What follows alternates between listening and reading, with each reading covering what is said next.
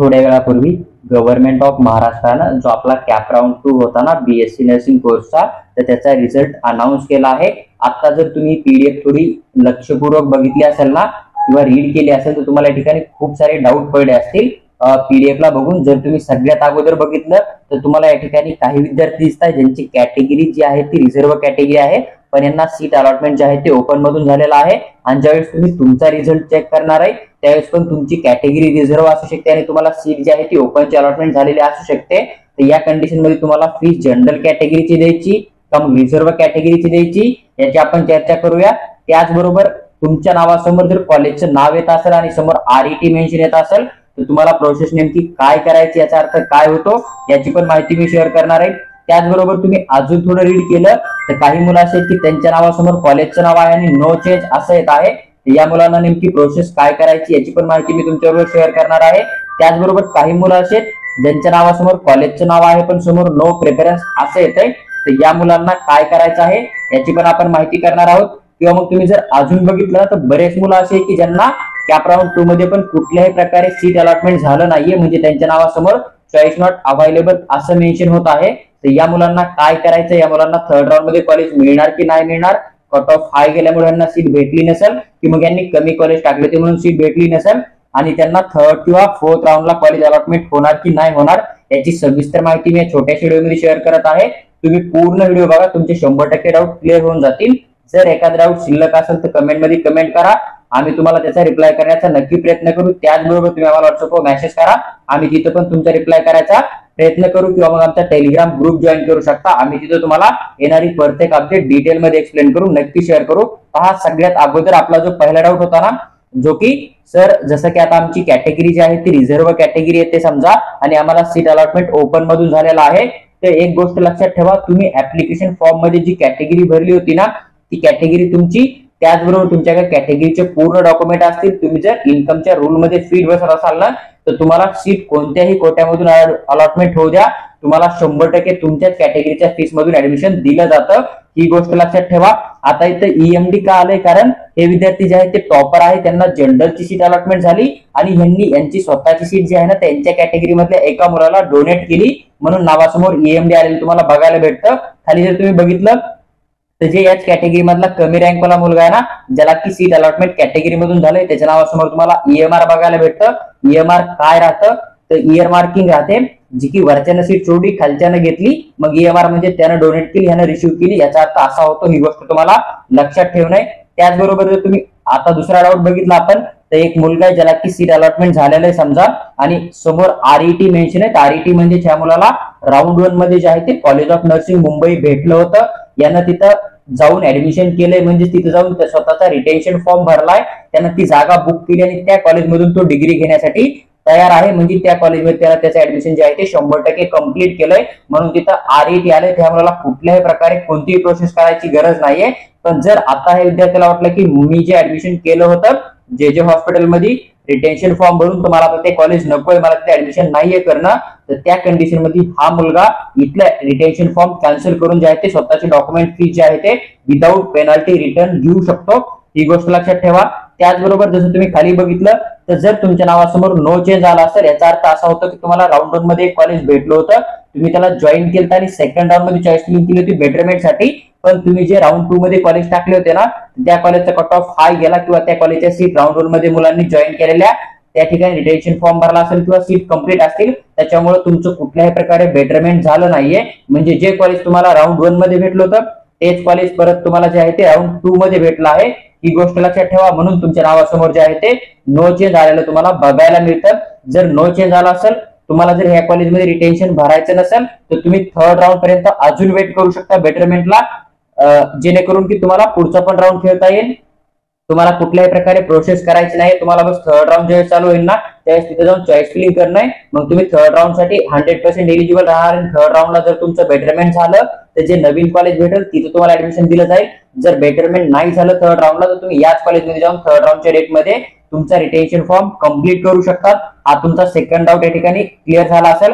त्यानंतर अजून एक डाऊट आपला होता की सर नो प्रेफरन्स असं मेन्शन येतंय, आता याचा अर्थ काय होतो, म्हणजे या विद्यार्थ्यानं राऊंड 1 मध्ये जे आहे ते छत्रपती संभाजीनगरचं government BSc nursing college join केलं होतं पण यानं सेकंड राऊंड मध्ये जे आहे ते बेटरमेंटला टाकलं होतं आणि सेकंड राऊंड मध्ये ह्यानं कुठल्याही प्रकारे चॉईस फिलिंग केली नाहीये. म्हणजे ह्या विद्यार्थ्याला राऊंड 2 मध्ये छत्रपती संभाजीनगरचं कॉलेज अलॉटमेंट झालं, ह्यानं बेटरमेंटला टाकलं, रिटेन्शन फॉर्म नाही भरला आणि ज्यावेळेस सेकंड राऊंडची चॉईस फिलिंग झाली ना तर ह्या विद्यार्थ्यानं कुठल्याही प्रकारे कॉलेजची चॉईस फिलिंग केली नव्हती म्हणून इथे नो प्रिफरन्स आलंय. तर ह्या मुलाचं हेच कॉलेज या ठिकाणी कन्फर्म राहिलंय. याला जर वाटलं की मला हेच कॉलेज हवंय तर हा मुलगा आता याच कॉलेजमध्ये जाऊन स्वतःचा रिटेन्शन फॉर्म भरून आपलं ऍडमिशन कन्फर्म करणार आहे. किंवा मग याच्यापेक्षा अजून एक ऑप्शन राहतं की हा थर्ड राऊंडचा वेट करू शकतो, थर्ड राऊंडची चॉईस फिलिंग करून थर्ड राऊंडला अजून बेटर कॉलेज मिळण्यासाठी समजा ट्राय करू शकतो.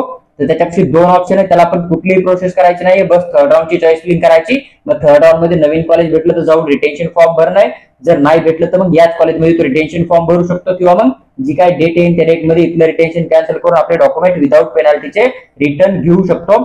तर हे झाले तुमचे बेसिक डाऊट जे की तुमच्या नावाच्या समोर कॉलेजचं नाव होतं आणि कंसात काहीतरी इन्फॉर्मेशन मेन्शन केली होती याबद्दल. आता बरेच मुलं असे की ज्यांनी चॉईस फिलिंग केली होती पण त्यांच्या नावासमोर जे आहे ते चॉईस नॉट अवेलेबल आले, म्हणजे त्यांना कुठल्याही प्रकारे जे आहे ते सीट अलॉटमेंट झालेलं नाहीये. तर आता अशा मुलांनी काय करायचंय तर पहा, सगळ्यात अगोदर महत्वाची गोष्ट आहे की तुम्हाला तुमची प्रेफरन्स लिस्ट चेक करणं की तुम्ही कोणते कॉलेज टाकताय. जर तुम्ही इनकेस जे की चांगले कॉलेज आहे किंवा फक्त गव्हर्नमेंट कॉलेज टाकत असतात, तुमचं पर्सेंटाइल खूप जास्त कमी असेल आणि काही मुलं असे असतील की जे फक्त पुणे मुंबई मोठ्या सिटीमध्येच कॉलेज टाकत असतील ना तर त्या ठिकाणी असं पण होऊ शकतं की जे जास्त पर्सेंटाइल होते त्यांनी ते कॉलेज टाकलं होतं तुमच्या कॅटेगरीमधून, तिथे ऍडमिशन कन्फर्म केलं होतं किंवा कॉलेज जॉईन केलं होतं, त्या मुलांचं बेटरमेंट झालं नाही किंवा त्यांनी त्या ठिकाणी रिटेन्शन फॉर्म भरला असेल, मग त्यामुळे त्या ठिकाणी सीटच नव्हत्या. तर मग तुम्हाला सीट मिळणार आहे कुठून? त्यामुळे तुम्हाला काय करणं आहे, ज्या मुलांना कॅप राऊंड 2 मध्ये अलॉटमेंट झालं नाही ना तर ते मुलं अजून एक वेळेस थोडी रिस्क घेऊन समजा थर्ड राऊंड मध्ये तुम्ही तुमचे आवडते कॉलेज टाकून ट्राय करू शकता. पण ज्यावेळेस तुमचा 4th नंबरचा राऊंड चालू होईल ना, जो की चॉईस फिलिंगचा लास्ट राऊंड असतो किंवा मग थर्ड राऊंड, तर या राऊंड मध्ये तुम्हाला मॅक्झिमम कॉलेज टाकणे जे की तुमच्या कट ऑफ रेंज मध्ये बसतील किंवा मग टॉप रँक नुसार तुम्ही सगळेच कॉलेज अरेंज करणार आहे आणि सगळेच कॉलेज तुम्ही प्रेफरन्स लिस्ट मध्ये टाकून देणार आहे, जेणेकरून की कट ऑफ किती जरी हाय गेला तरी तुमच्या रँक नुसार जे कॉलेज फिट होत आहे ना तर ते कॉलेज तुम्हाला खात्रीशीर मिळून जाईल. आणि जर कट ऑफ थोडा कमी झाला चांगल्या कॉलेजचा तर मग तुम्हाला एखादं चांगलं कॉलेज पण मिळू शकतं.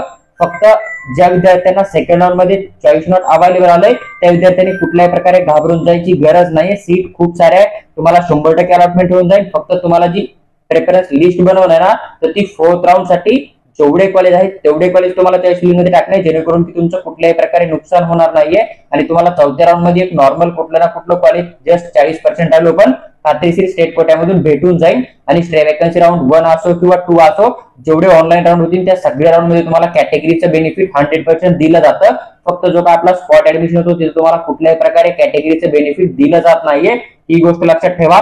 आता बरेच विद्यार्थी असे असतील, इथं अजून एक कंडिशन बनती, जसं की मी तुम्हाला एक्सप्लेन केलं होतं. समजा एखादा विद्यार्थी ज्याला की कॅप राऊंड 1 मध्ये एखादं ए नावाचं कॉलेज भेटलं होतं, त्याला चॉईस फिलिंग केली राऊंड 2 ची आणि ह्याला राऊंड 2 मध्ये जे आहे ते बी नावाचं कॉलेज भेटलं, त्या विद्यार्थ्याला काय प्रोसेस करायची, तर ज्या विद्यार्थ्याला कॅप राऊंड मध्ये ए नावाचं कॉलेज भेटलं होतं ना तर त्या विद्यार्थ्याला काय करणं, आता जे सेकंड कॉलेज भेटले सेकंड राऊंड मध्ये ना तर त्याचं अलॉटमेंट लेटर डाउनलोड करणं. हे अलॉटमेंट लेटर घेऊन तुम्हाला जे राऊंड 2 मध्ये कॉलेज भेटलं होतं ना त्या कॉलेजमध्ये जाणं आहे, तिथे जे काय तुम्ही फीस आणि डॉक्युमेंट सबमिट केले ना तर ते सगळे रिटर्न घेणं आणि जे काय तुम्हाला सेकंड राऊंड मध्ये कॉलेज भेटले ना तिथे जाऊन तुम्हाला परत कॉलेज जॉईन करून बेटरमेंट अप्लाय करणं किंवा मग तुम्हाला राऊंड 2 मध्ये भेटलेलं कॉलेज आवड असेल तर त्या ठिकाणी जाऊन तुम्हाला रिटेन्शन फॉर्म भरून तुमची डिग्री त्या कॉलेजमध्ये कंटिन्यू करणं आहे.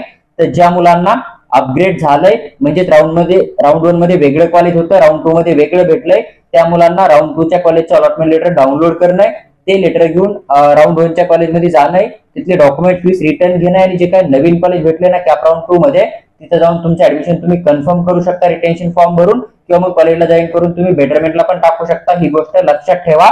आता ज्या मुलांना बेटरमेंट झालंय किंवा ज्यांना फ्रेश अलॉटमेंट झालंय ना तर त्यांना काय करणं तर 29/8/2025 पर्यंत संध्याकाळी 5:30 वाजेपर्यंत 27/8/2025 ही तारीख सोडता कॉलेजमध्ये जाणं आहे, तिथं पूर्ण ओरिजिनल डॉक्युमेंट फीस तुम्हाला सबमिट करणं आहे आणि तुमचं ऍडमिशन एक तर कन्फर्म करणं रिटेन्शन फॉर्म भरून किंवा मग तिथं जॉईन करून तुम्हाला बेटरमेंट साठी अप्लाय करणं आहे. ही गोष्ट लक्षात ठेवा. तुमची शेवटची तारीख आहे 29/8/2025 संध्याकाळी 5:30 वाजेपर्यंत. 27/8/2025 ला तुम्हाला कुठल्याही प्रकारे ऍडमिशन दिलं जाणार नाहीये. तुम्ही जर या तारखेपर्यंत कॉलेज मिळून जॉईन नाही केलं किंवा मग जे आहे ते रिटेन्शन फॉर्म नाही भरला तर तुम्हाला या तारखेच्या नंतर कुठल्याही प्रकारे ऍडमिशन दिलं जाणार नाहीये.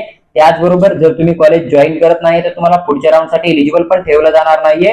ही गोष्ट लक्षात ठेवा. तर तुमचे जे काही डाऊट होते तर ते सविस्तर डाऊट मी छोट्याशा व्हिडिओमध्ये सॉल्व्ह करण्याचा प्रयत्न केलेला आहे. तुम्हाला जर व्हिडिओ आवडला असेल तर लाईक करा आणि चॅनलला सबस्क्राईब करून आमच्यासोबत जोडून राहा. किंवा एखादा डाऊट शिल्लक असेल तर कमेंटमध्ये कमेंट करा, मी त्याचा आन्सर करण्याचा नक्की प्रयत्न करेल. किंवा आमचा टेलिग्राम ग्रुप जॉईन करा. आम्ही तिथे येणारी सर्व अपडेट सर्व पीडीएफ तुम्हाला डिटेलमध्ये एक्सप्लेन करून नक्की शेअर करू.